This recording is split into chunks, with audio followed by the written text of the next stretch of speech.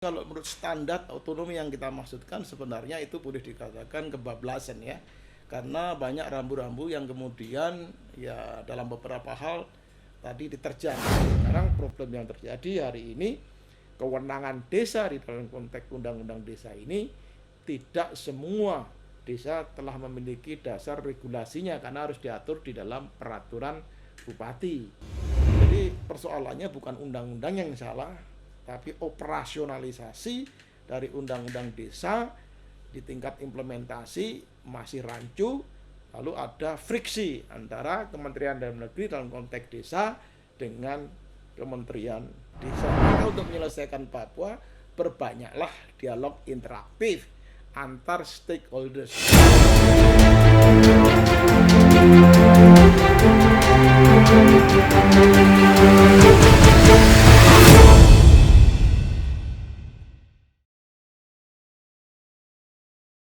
Selamat siang, selamat datang di UTAS Kemitraan, merupakan podcast yang dimiliki oleh kemitraan berbagai hal kaitannya dengan tata kelola pemerintahan yang ada di Indonesia.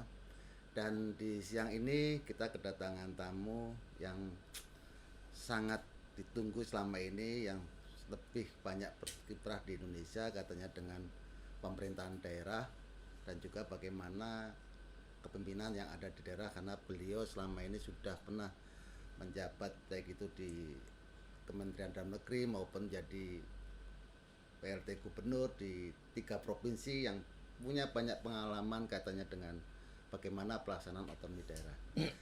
Kita telah hadir di sini. Selamat siang Pak Sony Sumarsono. Selamat siang Pak Sani, Ya. Selamat siang semua pemirsa. Oke, baik, terima kasih Pak Sony. Kita sangat tersanjung di sini bisa hadir di sini, yang mungkin selama 1 jam ini kita akan mendiskusikan beberapa hal katanya dengan bagaimana sih otonomi di Indonesia saat ini. Ini menjadi penting karena mungkin Bapak sudah punya banyak pengalaman ya, karena itu dari dulu sudah berkecimpung katanya dengan otonomi daerah. Dan saat ini kan diskusi otonomi daerah menjadi kurang. Beda ketika awal reformasi dan kemudian pasca itu ada undang-undang katanya dengan otonomi daerah, ada DPOD dan sebagainya. Nah, menurut Pak Sony sendiri, otonomi daerah saat ini seperti apa Pak Sony? Baik, terima kasih Pak Sani dan semua pemirsa. Jadi kalau kita bicara mengenai otonomi daerah, tadi ada kesan seolah-olah memang trennya ya pembicaraan topik itu menjadi berkurang, mungkin begitu dibanding dengan awal reformasi 98. Ya. Karena pada saat reformasi 98 itu ya kebijakan desentralisasi yang akhirnya melahirkan otonomi daerah merupakan bagian dari tuntutan reformasi. Nah, tuntutan reformasi salah satu diantaranya adalah reformasi di skala bidang termasuk otonomi daerah. Nah, sebagai bentuk dari upaya pemerintah merespon tuntutan reformasi ini, maka keluar Undang-Undang Nomor 22 Tahun 1999. Ya, langsung saja secara drastis keran dibuka, maka muncullah lahir yang sangat-sangat boleh dikatakan drastis perubahan. Kabupaten kota diberikan kewenangan penuh ya otonom, bahkan dengan provinsi tidak ada hubungan. Nah, kemudian yang kedua, bahkan kepegawaian diberikan kewenangan penuh pada bupati, termasuk kenaikan kepangkatan dan seterusnya jabatan, sehingga banyak sekali pangkat-pangkat naga bonar, artinya pangkat yang semaunya saja bupati untuk memberikan, bahkan ada setahun orang naik 2-3 kali pangkat. Dari 4A tahun berikutnya langsung kemudian 3A dari kemudian langsung 3D menjadi 4A, jadi lompat-lompatan seperti itu. Inilah yang kemudian keran dibuka yang selama 32 tahun dikekang, dibuka langsung biarlah Undang-Undang 2299. Itulah sebenarnya otonomi daerah sebagai wujud daripada kebijakan desentralisasi di lapangan yang melahirkan daerah-daerah otonom yang luar biasa besarnya. Hampir dikatakan pemerintah pusat sulit mengendalikan. Apakah itu yang dimaksud kemudian jadi bahwa otonomi itu menjadi kebablasan, Pak? Gitu. Boleh dikatakan kalau menurut standar otonomi yang kita maksudkan sebenarnya itu boleh dikatakan kebablasan ya. karena banyak rambu-rambu yang kemudian ya dalam beberapa hal tadi diterjang, seperti halnya tadi pangkat naga bonar, karena ada rambu-rambu ya. Mereka kalau seenaknya sendiri ketika Kanwil dibubarkan harusnya diturunkan ke bawah menjadi dinas otonom dengan pangkat yang dengan eselon yang sama, tapi yang terjadi kabupaten menaikkan eselonnya 2, tapi diisi sendiri oleh orang-orang dalam, sehingga Kanwil tidak ada posisi. Seperti itu contoh-contoh konkretnya. Kebablasan memang. Ya. Apakah berarti karena ini kembali ke otonomi kan salah satunya bicara kewenangan, Pak ya? Ya. Nah, ketika kewenangan dilempar ke daerah pasca reformasi itu kemudian daerah mengatur sendiri. Tadi Bapak sampaikan ada rambu-rambu. Nah, rambu-rambu seperti apa sih katanya dengan otonomi yang sebaiknya di Indonesia ini? Iya. Jadi namanya otonomi daerah, saya kira harus kita lihat ya, bahwa apa sih yang diotonomikan. Jadi sebenarnya apa itu? Itu bicara mengenai urusan pemerintah daerah, apa yang harusnya seyogyanya ditangani oleh daerah. Ya, sebagaimana kita ketahui, sebenarnya otonomi ini harus bisa kita lihat dalam konteks kebijakan desentralisasi ya, yang ditempuh oleh pemerintah sebagai amanah daripada Undang-Undang Dasar 45 pasal 18. Isinya 2 ya sebenarnya kalau kita lihat tarik intisarinya. 1, political sharing, yang kedua financial sharing. Lah political sharing itu artinya secara power yang diwujudkan dalam bentuk urusan pemerintahan, kewenangan politiknya itu dibagi mana pusat, mana provinsi, mana kabupaten. Ketika itu kabupatennya sangat dominan seperti Undang-Undang 22 tahun 99, kemudian katakanlah 80%, kemudian provinsi pusat hanya 20% misalnya, yaitu namanya kebablasan. Nah, ini posisi political sharing. Yang kedua financial sharing, sharing keuangan dalam bentuk bagi hasil dan seterusnya. Jadi ada uang yang kemudian dari berbagai pendapatan daerah itu masuk ke pusat, ada yang kemudian dibagikan lagi ke provinsi dan kabupaten kota, namanya dana bagi hasil. Kita lihat untuk membiayai. Persoalannya prinsip di dalam financial sharing ini dan penggunaan anggaran adalah money follow function. Nah, kalau functionnya atau kewenangan daerah itu besar, berarti money-nya kan juga besar. Nah, ini unbalance terjadi sehingga pertanyaan yang disebut apakah itu terjadi kewenangan, jawabannya iya. Ya, karena kewenangan terlalu besar pasti implikasinya membutuhkan biaya yang sangat besar. Di sinilah persoalan sehingga pemerintah pusat harus mereview kembali kebijakan yang drastically ya mengalami perubahan pasca reformasi nasional tahun 1998. Iya, jadi kalau kita runut Pak ya, dari reformasi ada Undang-Undang 22, Undang-Undang 32, Undang-Undang 33, kemudian sekarang ini kembali ke Undang-Undang 23 yang terbaru. Jadi kalau seringkali kita diskusi dengan daerah, mungkin Bapak juga punya pengalaman karena pernah menjadi gubernur di 3 provinsi. Nah, apakah yang menjadi konsep tadi Bapak sampaikan ada political sharing, ada pula finance sharingnya kaitannya dengan otonomi. Dalam praktek di daerah khususnya kalau Bapak di provinsi itu seperti apa? Apakah betul kalau dulu kan pengalaman awal reformasi kepala daerah bupati itu dipanggil gubernur susah.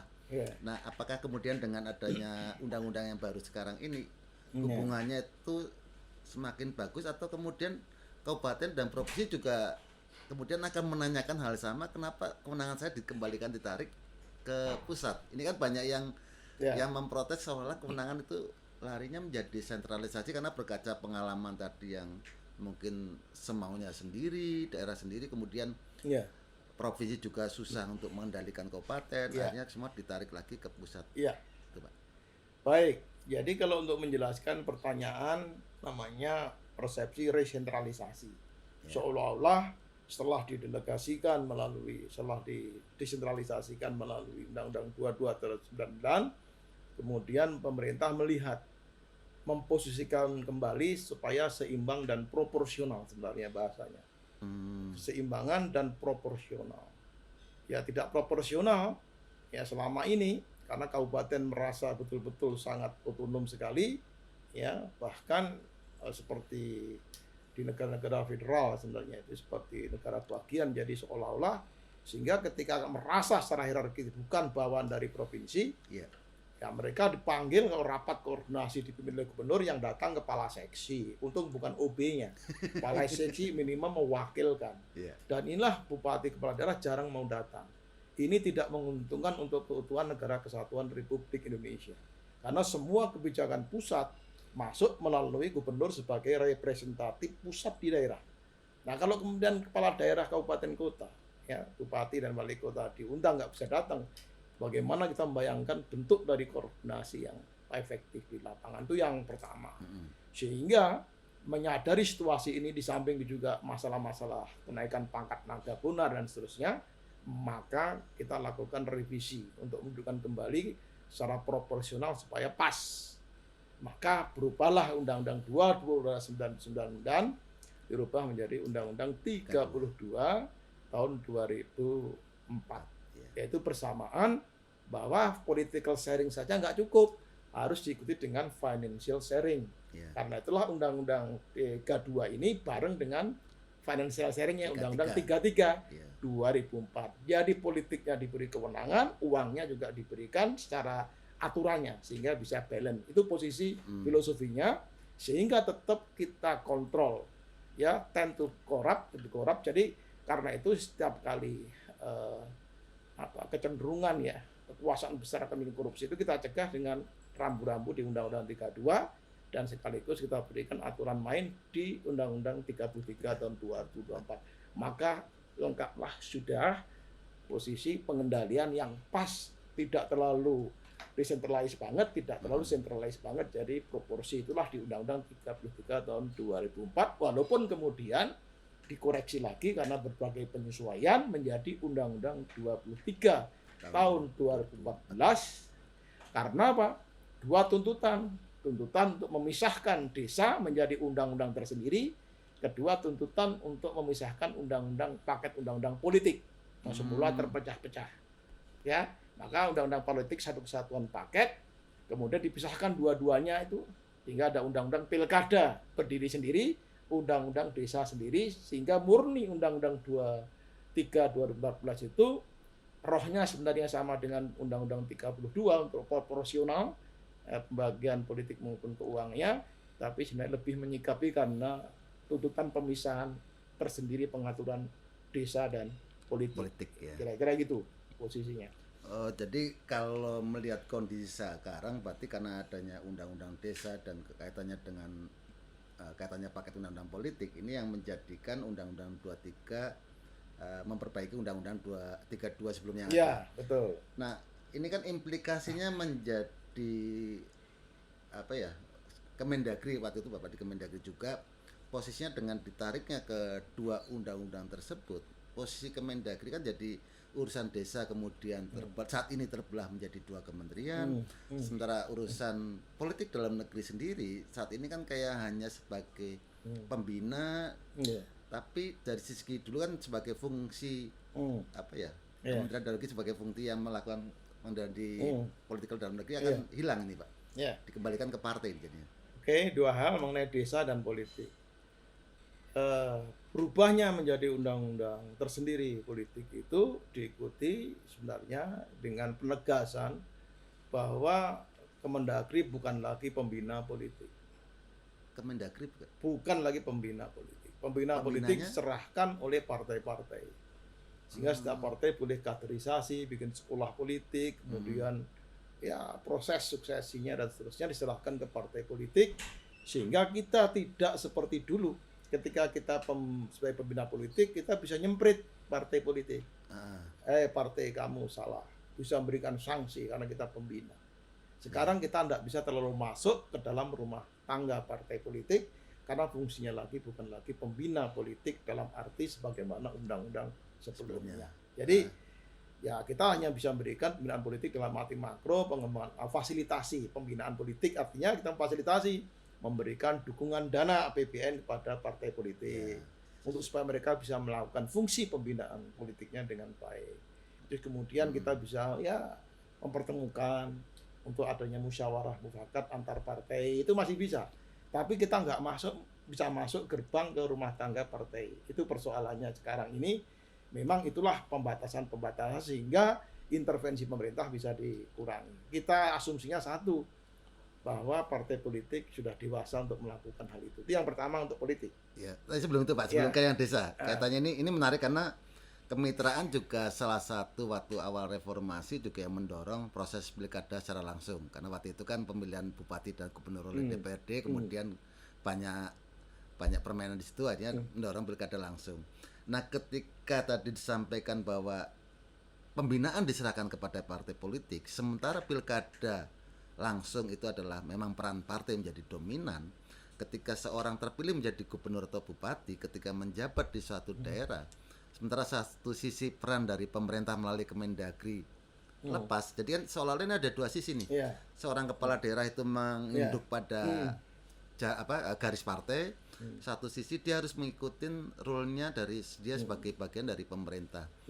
Nah, apakah dengan kondisi seperti ini akan menjadi kesulitan sendiri bagi seorang kepala daerah, Pak? Karena satu itu udah ngikutin perencanaan yang secara teknokratis, satu sisi dia anggota partai yang diutus di situ. Saya jawab dengan memberikan sebuah gambaran. Kalau Pak Sani punya anak, itu kan wajib membina sebagai orang tua. Ketika anaknya sekolah di SDX, maka guru-guru yang membina. Sehingga dalam diri anaknya Pak Sani ada dua baju. Baju sebagai anaknya Pak Sani dan baju sebagai murid SD itu. Ketika bupati kepala daerah sebagai petugas partai, maka pembinanya ya pasti pimpinan partai, garisnya. Tapi ketika dia pakai baju dengan Garuda di kepalanya, simbol sebagai kepala daerah, itu membina Depdagri. Jadi membina kepala daerah khususnya, itu kita bukan membina dia dalam kapasitas sebagai orang partai, karena dalam kapasitas baju Anda sebagai seorang kepala daerah. Nah, itu posisinya. Ketika baju kepala daerah dicopot, dia dibina oleh partai. Baju lagi ganti jaket merah, jangan dibina oleh partai merah sebagai partai. Dalam diri seperti murid tadi. Apakah murid kemudian ada bingung antara apa yang diajarkan oleh guru di sekolah dengan bapaknya di rumah? Ini persoalannya sama. Tentu dua-duanya punya rambu-rambu yang positif. Karena partai politik juga memiliki sebuah kesadaran, tuntutan, dan kebutuhan untuk membangun Indonesia. Dengan visi yang sama, saya kira pembinaan Kemendagri dan partai juga akan mengarah ke titik yang sama. Oke, berarti kalau begitu yang tadi saya maksud kaitannya pilkada, karena tadi Pak Soni nyampaikan kaitannya dengan pilkada, sebenarnya tidak ada masalah ketika seorang itu berdiri dalam dua area, satu di garis partainya, satu sebagai garis di birokrasi. Nah, pengalaman Pak Soni sebagai pernah menjadi PJ Gubernur di Sulut, di Sulsel, dan di DKI, ini kan Pak Soni terlepas nih dari baju partainya nih, dia birokrasi itulah nih. Ada nggak kendala ataupun intervensi dari partai ya ketika ini menjalankan proses sebagai kepala daerah itu kencang tidak? Ataukah juga Pak Soni ketika ngadepin ASN ataupun dulu pegawai negeri yang sekarang jadi ASN itu ada kendala nggak sih Pak di era yang sekarang ini ya itu? Itu yang disebut dengan netralitas ASN, atau dalam bahasa saya itu netralitas birokrasi. Kalau ASN orangnya, tapi kalau birokrasi ya plus semua lembaganya. Itu memang harus netral. Pertanyaannya seberapa jauh kita mampu menciptakan birokrasi netral tergantung posisi PJ atau pejabat kepala daerah yang pada saat itu mengawal dalam masa pilkada. Ya, seberapa jauh kalau dia betul-betul dalam posisi yang netral, biasanya diikuti dan tegas. Nah, pertanyaannya seberapa ada hambatan sulit? Yang jelas saya katakan 100% tidak mungkin bisa dijamin. Ya, 100%. Masih ada 1, 2, 3 yang kemudian menunjukkan indikasi penyimpangan. Ya, contoh konkret. Ketika seseorang ASN, kebetulan istrinya ikut partai dan nyalonkan DPRD. Padahal ASN itu tidak boleh bersama-sama. Kalau dia ngantarkan kampanye saja dilarang, padahal cuma nganter. Padahal nganter. Ketika dia nganter, kemudian nunggu di forum ada massa, ya pasti juga dianggap itu juga melanggar. Kan bingung nih contoh-contoh konkret seperti ini. Padahal foto bersama calon KDH tidak bisa, padahal istri KDH kebetulan ASN. Padahal kepala daerahnya adalah partai politik. Dia foto bareng bisa melanggar ASN, padahal dengan suaminya sendiri. Ini contoh Jawa Tengah. Jawa Tengah itu istrinya Pak Ganjar adalah ASN. ASN, ya. Sementara Pak Ganjar dari partai. Mm-mm. Ketika dipoto dilaporkan, itu ada ASN foto bareng calon kepala daerah. Namanya Ganjar Pranowo. Nah pertanyaannya, melanggar enggak? Jawaban Pak Ganjar adalah, loh itu kan istri saya. Masa nggak boleh tidur bareng, sama-sama foto bareng? Nah, ini contoh-contoh persoalan-persoalan abu-abu di dalam proses netralitas ASN. Jadi makanya saya katakan tidak 100%. Case ini terjadi dalam berbagai bentuknya. Belum lagi satu keluarga besar, omnya nyalon. Apa iya kemudian dia akan diam? Ketika dibilang, ya tolonglah teman-temannya kalau bisa bantu. Lalu dia bilang, ya aturannya adalah kalau ASN menggerakkan orang untuk nyoblos itu tidak boleh. Tapi kalau ASN sendiri untuk diri sendiri nyoblos boleh. Pertanyaannya siapa yang bisa menggaranti? Ngomongnya hari Minggu sama hari Sabtu di tempat pemancingan gitu ya. Tolong ya nyoblos si A nyoblos B. Siapa yang mengetahui itu? Jadi disinilah kesulitan-kesulitan kita. Tapi kalau ada ASN yang memang secara nyata memberikan sebuah mobilisasi anggaran pemerintah untuk mendukung calon tertentu, ya itu jelas faktanya itu tidak netral. Apalagi bikin statement-statement politik yang nadanya tidak netral, itu betul-betul melanggar. Jadi ada yang ranah jelas sekali melanggar, ada yang abu-abu, dan ada lagi yang betul-betul murni tidak melanggar ya sama sekali. Jadi yang abu-abu ini yang menjadi debatable dalam setiap sengketa. Baik Pak, jadi kaitannya dengan politik ini kita singgung dikit. Nah, tadi juga disampaikan Bapak itu kaitannya dengan desa. Ini juga menarik ketika saat ini desa menjadi isu tren ya, nanti bicara lebih dalam lagi. Sebenarnya dari pemikiran Bapak sendiri katanya dengan undang-undang desa ini, karena setahu saya undang-undang desa itu lahir karena usulan dari DPR. Nah, apakah memang undang-undang desa ini juga memberi ruang otonomi? Karena ada beberapa yang menganggap ini adalah otonomi level 3. Tapi ada anggap bahwa desa hanya bagian dari pemerintah kabupaten. Nah, sebenarnya seperti apa sih Pak kalau katanya dengan undang-undang desa dikaitkan dengan otonomi daerah ya itu? Iya. Dua hal sebenarnya. Yang pertama, pemisahan undang-undang ke desa tidak masalah. Itu kan hanya mengurangi tebalnya undang-undang otonomi daerah. Sekarang selama substansi pengaturannya adalah sama. Yang kedua, yang disebut dengan otonomi desa di sini ini adalah hak mengatur rumah tangga desa sesuai dengan urusan aslinya. Hingga dengan demikian penjabarannya bukan dalam konteks otonomi daerah sebagaimana yang dimaksudkan dalam pemerintahan daerah. Jadi otonomi untuk urusan-urusan yang selama ini memang sudah menjadi urusan asli di desa. Itu bisa. Misalnya persoalan yang disebut dengan urusan adat istiadat setempat itu memang sudah pengaturan dia. Kemudian kalau soal aset ya tanah bengkok itu kan bisa diatur. Jadi hal semacam ini sebenarnya bisa didefinisikan, dan semua sayang sekali urusan-urusan asli desa tadi belum mampu diidentifikasi secara konkret, nyata, terukur di masing-masing daerah karena sangat variatif. Sangat variatif. Yang bisa adalah secara umum saja itu diatur. Nah, sehingga tapi ada juga persepsi desa, semua urusan yang ada di desa itu menjadi urusan otonom daerah tingkat kedua selama barang proyeknya masuk desa. Nah, kalau itu rancu karena tidak ada program dari pusat itu yang tidak memiliki desa. Semua pasti turunnya sampai ke desa termasuk provinsi. Nah, sekarang bagaimana memilah mana yang kewenangan desa, mana yang kewenangan kabupaten, mana yang kewenangan provinsi, dan mana yang kewenangan pusat. Inilah pengaturan pembagian urusan di dalam konteks kemudian hubungannya apa kemudian otonomi desa ini dengan pemerintahan, dengan otonomi daerah. Yang jelas dalam konsep otonomi daerah, satu, rekognisi, jadi pengakuan atas adanya urusan kewenangan asli ya, urusan-urusan pemerintahan yang sifatnya asli desa itu diakui. Yang kedua, pemerintah, konsep otonomi daerah tidak membunuh sebenarnya ruang demokrasi di tingkat desa di dalam hal menyelesaikan persoalan desa sendiri sesuai dengan kewenangan desa. Nah, sekarang problem yang terjadi hari ini, kewenangan desa di dalam konteks undang-undang desa ini tidak semua desa telah memiliki dasar regulasinya karena harus diatur di dalam peraturan bupati. Nah, yang punyai paling tidak lebih daripada 1/4 yang sudah memiliki jumlah kabupaten. Sekarang yang lainnya itu belum ada tentang kewenangan desa, sehingga akhirnya pengertian mereka apapun program proyek nasional, provinsi, kabupaten yang masuk desa dianggap kewenangan desa. Jadi kan problem yang terjadi. Yang kedua, dia nggak diberi kewenangan, pokoknya ya diperintah jalankan, kalau enggak ya sudah diam saja, macam-macam. Jadi inilah sehingga solusinya adalah ya harus diperjelas. Kewenangan desa itu direcognize dalam sebuah peraturan bupati. Ya, itu harus jelas sehingga nanti dinas otonom daerah itu bisa mengatakan oh ini masuk atau tidak ke desa, kalau masuk siapa yang menangani. Efeknya kepada musyawarah desa.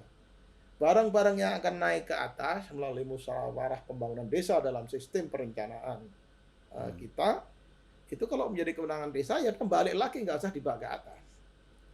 Yang nggak bisa diselesaikan desa dan kewenangan kabupaten naikin ke kecamatan, kabupaten melalui kecamatan. Ini kalau jelas, ketika ini nggak jelas, akhirnya semua naik ke atas. Itu terjadi. Gitu ya. Jadi kalau hal seperti itu yang muncul saat ini kelihatannya dari kita tadi diskusi katanya otonomi, problem kewenangan di Indonesia menjadi barang yang hampir sama dengan koordinasi, mudah disebut, tapi kemudian dalam memilah kewenangan itu menjadi sulit sekali, misalkan dari pusat, provinsi, kabupaten sampai ke desa itu. Sebenarnya dari pusat sudah jelas rambu-rambunya, kewenangan desa itu ya kewenangan yang harus mendapat recognition. Tapi pertanyaannya kewenangan dalam hal apa? Dalam hal apa konkretnya? Dalam misalnya kesehatan apa, pendidikan apa, misalnya seperti itu.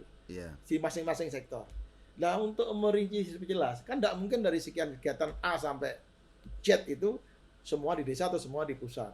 Pasti ada bagian daripada 1-2 itu yang cukup di desa. Sama dengan pembangunan infrastruktur desa. Sebenarnya kalau dananya itu dana pembangunan infrastruktur desa dari dana desa, kalau dia harus membutuhkan swaklola ya tangani sendiri. Siapa yang menangani? Ya masyarakat desa. Itu contoh-contoh. Tapi ketika butuh kontraktor lokal, siapa yang harus mengkontrakkan? Ditangani, ditarik ke kabupaten dinas atau cukup kerjasama namanya operasional ya antara desa dengan pihak ketiga yang ditunjuk. Nah ini semuanya setiap sektor harusnya punya detail petunjuk teknis yang mengatur mengenai ini urusan desa. Tapi ini bukan asli ya. Kalau yang asli desa lain lagi, nanti terkait dengan adat ya, pengaturan lokal dan seterusnya, itu menjadi kewenangan desa. Dan sekarang ini tidak jelas, ini baru ngomong desa, belum adat.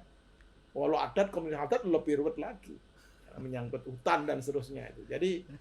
Jadi persoalannya bukan undang-undang yang salah, tapi operasionalisasi dari undang-undang desa di tingkat implementasi masih rancu karena bersamaan dengan pelaksanaan undang-undang ya 6 itu tentang desa, lalu ada friksi antara Kementerian Dalam Negeri dalam konteks desa dengan Kementerian Desa, sehingga semua serba gamang, takut tabrakan atau sudah tabrakan tapi takut bagaimana menyelesaikan bersama posisinya gitu kan, tidak duduk-duduk hingga sekarang, sehingga menimbulkan beban pada ya aparatur kita di tingkat desa.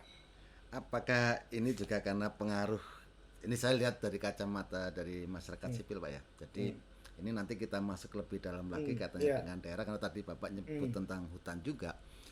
Di beberapa kementerian saat ini kelihatannya lebih banyak menahan untuk tidak terjadi istilahnya apa ya, dialog, sebenarnya bukan dialog, pertentangan tapi yang bisa didialogkan yang sampai muncul ke publik. Sebagai contoh misalkan ini masuk ke salah satunya adalah yang kebetulan kemitraan tangannya adalah Papua Pak. Ini menjadi menarik ketika tadi Bapak sampaikan antara Kementerian Desa dengan Kemendagri. Sebenarnya juga ada lagi misalkan dengan kementerian yang terkait dengan hutan, kementerian yang terkait dengan mungkin perdagangan atau tambang dan sebagainya. Nah, Papua itu juga menjadi unik kan, tadi saya juga dengar bahwa dana kampung yang di Papua juga tidak ada kontrol dan sebagainya. Nah, apakah memang peran kementerian ini, saya kembali lagi bagaimana kementerian di level nasional di pusat berhadapan dengan kondisi yang saat ini peran teknologi dan informasi yang begitu cepat menjadikan kegamangan pemerintah sehingga dia menutup arus informasi ataupun komunikasi, dialog dan sebagainya, sehingga pertikaian yang ada antar kementerian sendiri, saya nyebutnya pertikaian, tapi sebenarnya apa ya? Mungkin perbedaan paham saja. Tidak, siapa yang menjembatani seharusnya nih Pak? Karena kayak Kemendasar dengan Kemendagri, mungkin dengan kementerian lain, atau mungkin dengan kementerian yang ngurus perencanaan dan anggaran itu sering, saya lihat tuh sering terjadi friksi, tapi kanal untuk menyatukan bahwa perencanaan ataupun anggaran itu lurus sampai ke bawah karena satu pemerintah dianggapnya satu, itu siapa Pak ya? Ya, oke. Kita ini ada dua sisi pertanyaannya sebenarnya. Nanti kita detailkan yang di lapangan ya. Intinya termasuk kaitan dengan Papua dan seterusnya, nanti secara spesifik kita diskusikan. Tapi kemudian pertanyaan siapa yang harus mengkoordinasikan semua. Ini semua menteri itu kan pembantu presiden. Membantu presiden memiliki menteri koordinator. Sebenarnya tugas dari Menko itulah tugasnya mengkoordinasikan kalau ada perbedaan antar sektor. Bahasa kasarnya konflik antar sektor. Dan kita, saya kira kasat mata juga bisa melihat antar kementerian di daerah. Sebenarnya menteri koordinator. Nah, kalau dulu sebenarnya sebelum waktu ada menteri koordinatoran, dan koordinator itu kalaupun ketika kemudian menjadi ada, itu sifatnya mengkoordinasikan di level kebijakan. Tapi di level teknis pelaksanaan implementasi, karena conflicting sering di level implementasi, itu tugas Menteri Dalam Negeri. Sehingga tugas Menteri Dalam Negeri itu, kalau kita melihat arus lalu lintas itu, ada lalu lintas dari sektor ke bawah, daerah, bagaimana menjamin kebijakan sektor di daerah itu smooth, itu yang pertama. Tugas kedua juga menjadi polisi untuk mengatur bagaimana menjamin aspirasi daerah itu bisa diterima, diakomodasikan oleh sektor pusat. Lalu lintas kepentingan sektor di daerah, kemudian dan kepentingan daerah lewat aspirasi ke pusat, disitulah titik perkawinannya sebagai KUA-nya. Orang kawin begitu, adalah Menteri Dalam Negeri. Sehingga ibarat telinga punya dua untuk mendengarkan kiri daerah, kanan pusat, punya tangan juga dua. Ritmenya saya kira itu. Merangkul daerah, merangkul sektor, diketemukan. Nah kalau udah ketemu ini, Anda ketemu tidak hanya secara fisik, secara sistem ketemu. Ya, secara sistem sudah ketemu dengan top down policy dan bottom up planning ketemu. Misalnya seperti itu. Makanya musrenbang ini ditangani Kemendagri bekerja sama dengan instansi teknis seperti Bappenas. Itu dalam rangka top down policy dan bottom up planning. Itulah Depdagri lalu terlibat. Dalam tata ruang, PU tidak bisa sendiri, juga dengan Kemendagri. Daerah punya kepentingan pemanfaatan dan pengendalian ruang, pusat punya kepentingan secara nasional pengendalian ruang. Karena ruang itu sub-subsistem, maka dia punya. Nah, siapa yang mengawinkan ini? Nah, itu Kemendagri. Maka ada perda tata ruang. Fasilitasi Kemendagri, jadi Kemendagri juga bagian daripada tim nasional tata ruang. Itu semua sektor, kehutanan juga sama. Jadi Kemendagri sangat strategis dalam konteks mengawinkan tadi. Ibarat pernikahan itu dia KUA-nya sebenarnya.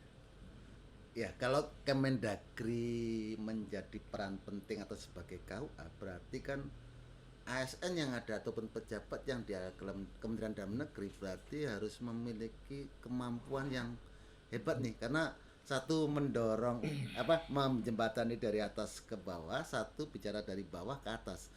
Jika hal ini tidak dimiliki kan berarti akan jadi fungsi yang dijalankan Kemendagri akan menjadi lemah, dan ini resikonya yaitu pelaksanaan terhadap apa yang menjadi kebijakan di level teknis itu jadi sering kacau ataupun jadi bermasalah di lapangan. Ya, jadi ini menyangkut kapasitas. Kalau seorang pegawai DPU kesehatan, perdagangan beda dengan kapasitas kemampuan di Kemendagri. Yang paling pokok Kemendagri itu sebagai pengawal NKRI yang terdepan sebenarnya, pengawal itu ya. Maka salah satu mutlak persyaratannya seluruh aparat Depdagri itu kalau dibelah dadanya hanya ada dua warna, merah dan putih. Itu dulu namanya kemampuan ideologinya harus kuat. Sehingga kapan itu akan memecah belah bangsa, kapan menyatukan, itu mesti harus ada di kepala dan batinnya seorang departemen. Itu yang pertama. Yang kedua, masuk ke level skill-nya. dia adalah seorang general manager. Orang Kemendagri general manager karena yang dikoordinasikan bukan satu sektor. Dia tidak perlu memahami bagaimana nyuntikkan vaksin, tidak perlu. Bagaimana menyangkul juga nggak perlu. Bagaimana mencapur semen bersama pasir tidak perlu. Itu teknis. Kita general management bagaimana ya kira-kira secara umum itu antar sektor itu bisa ketemu lalu membangun sebuah lokasi yang sama-sama supaya sinergitas, supaya terjadi simbiosis mutualisme mereka bersama pusat dan daerah. Jadi general management itu bicara naik helikopter melihat keseluruhan. Itulah kemudian kapasitas kemampuan yang dimiliki. Baru kemampuan teknis kepemerintahan yang terakhir. Apa itu kemampuan? Ya pasti penguasaan. M berarti harus menguasai manajemen sumber daya manusia karena juga pembina kepegawaian daerah. Money juga harus tahu pembiayaan karena soal keuangan daerah. Money material ya harus tahu bagaimana pengadaan barang dan seterusnya, kelengkapan yang daerah, aset di daerah. Ya money metode dia harus bisa tahu sistem pelayanan publik yang bagus. Gitu? Itu contoh. Kemudian usernya masyarakat, bagaimana dia menjamin kepuasan masyarakat menerima pelayanan dari Pemda. Kemudian belum lagi juga mesin. Jadi dalam arti bagaimana menggerakkan birokrasi sebagai mesin pelayanan publik yang paling efektif. Jadi ini comprehensiveness 3 skill tadi. Ideologis terpenuhi syarat, merah putih di dada, belah dadanya harus merah putih. Yang kedua adalah kemampuan manajerial. Ya, skill kepemimpinannya adalah memang general manager, bukan technical manager. Beda. Yang terakhir harus memiliki kemampuan administrasi pemerintahan daerah yang baik. Dalam konteks ini adalah administrasi pemerintahan daerah ya mulai dari SDM, money, material, method dan seterusnya tadi. Ini penguasaan ini harus ada. Nah sekarang kalau kita dispesialisasi seseorang hanya ahli IKTP saja, itu akan hebat di teknis KTP-nya. Tapi ke depan ketika jadi pemimpin dia tidak menguasai bagaimana dinamika dan konstelasi lapangan harus dikelola dengan baik dalam kesatuan NKRI, kemudian berorientasi pada ideologi Pancasila. Ini problemnya kalau dia terlalu spesialis. Oleh karena itu Depdagri harus general knowledge. Maka Depdagri adalah satu-satunya kementerian yang terbuka untuk semua perguruan tinggi. Ada ahli tekniknya pertanian dari IPB, ada dari ITB, dari Gajah Mada, jadi kemudian dari Erlangga, dari manapun juga harus ada. Bahkan ahli nuklir pun harus tahu karena pemahaman di Kemendagri itu memang sangat banyak. Ini yang penting, sangat konservatif, heterogen. Itu saya kira. Dan sekarang dengan proses lelang jabatan kita tidak bisa mengatur. Kalau zaman dulu pengaturannya untuk mengangkat eselon 1 itu kita masih sangat konservatif, betul-betul sebagai pengawal NKRI yang di depan. Eselon 1 harus ada orang Jawa luar Jawa. Harus ada wanitanya, laki dan perempuan. Kan gitu mesti ada. Laki. 2, agamanya juga harus ada, minimal ada 30% agama lain, 70% Islam. Ini kita bisa ngatur supaya betul-betul ya kita memang konservatif manajemennya. Memang Depdagri itulah yang dilakukan, refleksi dari kebinekaan. Tapi kalau lelang, hasilnya kebetulan yang bagus semua satu agama X gitu. Bayangkan, lalu kemudian ini nggak terefleksi, sulit kita mengatur karena kartu lelang tidak selamanya juga bagus dalam konteks ini. Kebetulan yang menang lagi semuanya. Loh, masukkan perempuan gimana caranya? Jadi antara kompetensi dengan pertarungan bebas melalui lelang dengan concern politik konservatisme itu menjadi agak berbeda. Nah, kalau dulu memang dilakukan ini sehingga kita merasa di Depdagri itu seperti taman sarinya Indonesia. Beraneka-aneka tanaman dan warna ada di situ. Dan itulah betul-betul kita merasakan Indonesia mini di Depdagri. Itu dulu. Sekarang memang gara-gara setelah seleksi bebas ini, pertarungan bebas ini, itu tidak bisa terkendali hingga sekarang. Nah Pak Sony sendiri kan juga ketua Stipan Pak ya? Ya. Nah ini kita juga menarik ketika bicara otonomi tadi di Stipan juga. Kemarin saya pernah mampir ke Stipan, ke kampusnya Bapak. Di situ banyak teman-teman dari saudara kita dari Papua. Ini kembali kita masuk ke kaitannya dengan Papua Pak. Jadi istimewa kan ada paling tidak di Aceh, di Jogja dan di Papua, kekhususan kalau Papua, khusus Papua. Nah, Bapak melihat bahwa pendulum yang tadinya arahnya ke katanya dengan peran daerah otonomi daerah yang kuat, kemudian di Papua dengan adanya Undang-Undang Nomor 21 tahun 2001, terus kemudian sekarang ini ada Undang-Undang Nomor 2 tahun 2022.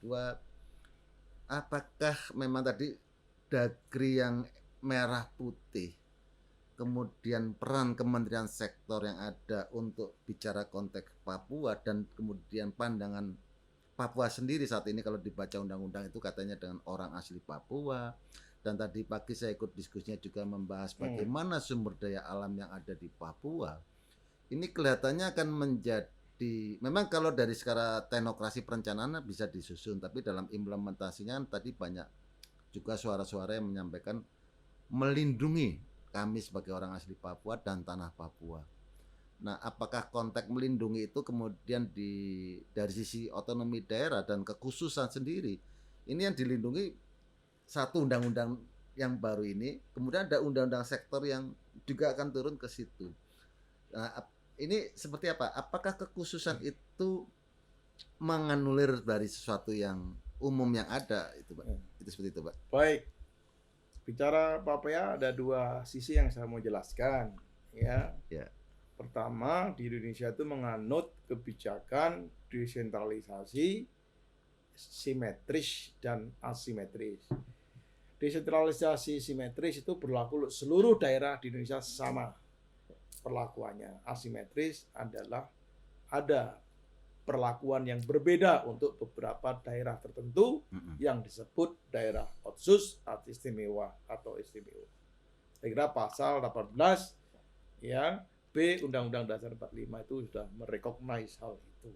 Yang pertama, dari segi kebijakan memang sudah ada perlakuan yang memang berbeda, itu sudah dimungkinkan. Itu Undang-Undang Dasar 45 jamin konstitusi. Yang kedua, ketika kemudian lahir Undang-Undang 2 tahun 2001 ya, mengenai otonomi khusus jilid 2, saya kira sebagai pengganti Undang-Undang Nomor 21 tahun 2001, saya kira bagaimana posisinya? Dia sebagai, kalau dalam perspektif hukum ada gium atau ada prinsip yang namanya lex specialis derogat lex generalis. Artinya selama yang khusus itu sudah mengatur, ya yang umum terpaksa, bukan soal kalah, itu nggak kepake, dipakai yang khusus. Ya. Jadi contoh pemilu, pilkada, gubernur dipilih oleh masyarakat secara langsung. Nah itu akhirnya yang diberlakukan ya karena di otsus tidak diatur pemilihan gubernur kecuali satu, dia seorang asli Papua. Di luar itu nggak ada diatur. Maka dia tunduk pada sifat yang umum, regulasi yang sifat umum, karena tidak berlaku. DKI sekarang, nggak usah Papua, kita ngomong DKI. Dia 2 putaran, karena memang dalam Undang-Undang Otsus DKI, daerah khususnya mengatur pemilihan kepala daerah bisa dilakukan 2 putaran. Khusus DKI. Khusus DKI. Karena undang-undang yang mengatur 2 khusus DKI. Maka undang-undang pemilu yang sifatnya umum tidak berlaku di DKI. Untuk yang 1 putaran langsung menang. Mesti diputar yang kedua. Nah, jadi dalam hal aturan lex specialisnya itu memang mengatur hal seperti itu, ya kita kedepankan yang khusus. Papua yang khusus apa? Yang lain nggak punya MRP. Dia diatur. Di Papua ada DPRD. 1/4 dari jumlah DPRP ditunjuk, tidak melalui pemilu. Diangkat dari beberapa tokoh perempuan, adat, agama, dan seterusnya melalui proses yang diatur oleh daerah. Dia masuk sebagai anggota DPRP, walaupun ada juga anggota MRP. Daerah lain tidak ada, semua anggota dewan harus melalui pemilihan, ya melalui pemilu semua, pilkada. Ya pemilihan umum oleh anggota legislatif. Jadi hanya Papua, karena diatur secara khusus seperti itu setelah kemudian MK menang, kemudian diratifikasi dalam undang-undang dan otsus kedua ini. Sekarang itu contoh khusus. Suatu sama dengan di Aceh juga sama. Syariat Islam. Ini undang-undang mau habis juga nih Pak Aceh, Pak. Iya, terus tanahnya. Dinas pertanahan nggak ada di Indonesia ini kecuali di Aceh. Dinas pertanahan. Yang ada Badan Pertanahan milik pusat. Tapi di Aceh ada. Khusus itu berarti bukan bagian dari Otsus. Otsus. Karena bagian dari Undang-Undang Otsus yang mengatakan dibentuk Dinas Pertanahan. Maka tanah itu sebagian besar kewenangan diserahkan ke Aceh. Itu loh, itu karena Undang-Undang 11 mengatakan 2006 mengatakan bahwa ada dinas pertahanan yang menangani masalah itu. Sehingga yang satu-satunya dinas hanya di Aceh. Itulah otonomi khusus.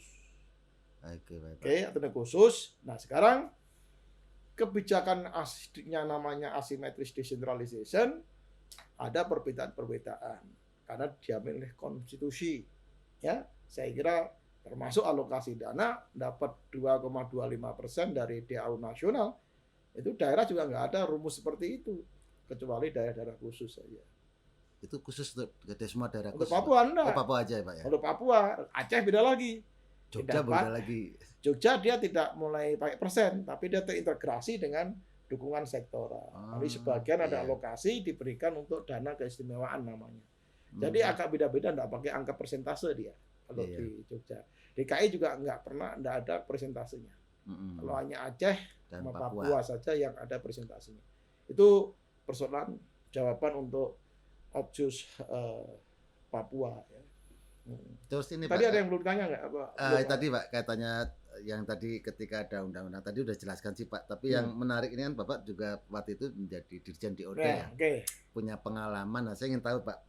Dulu kan tidak ada rencana induk Pak. Nah, Pembangunan untuk Papua nih. ya.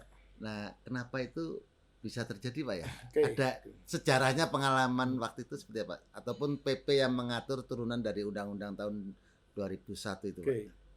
Sebenarnya kalau kita lihat dokumen perencanaan regional itu, yang paling panjang namanya RPJP, Rencana Pembangunan Jangka Panjang. Iya. Ini saja sudah bisa menjadi acuan. Ini juga induk dari semua dokumen perencanaan. Iya. Kalau dulu enggak tanpa rencana induk. Yang kedua kemudian di breakdown menjadi 5 tahunan RPJMD. Itulah induknya juga daerah.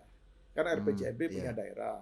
Kemudian pusatnya juga ada RCM nasional 5 tahun. Tahunannya lalu kemudian masing-masing ada RKP, kemudian RKPD, APBD dan seterusnya. Ini sebenarnya sudah cukup lengkap. Pertanyaannya, ketika kenapa butuh rencana induk di Papua ya, bahkan sampai 2041 ya, 41 dan sekarang detailnya baru 2025. Berikutnya apa kayak semacam rehabilitasi jangka panjang nah itu kayak gitu.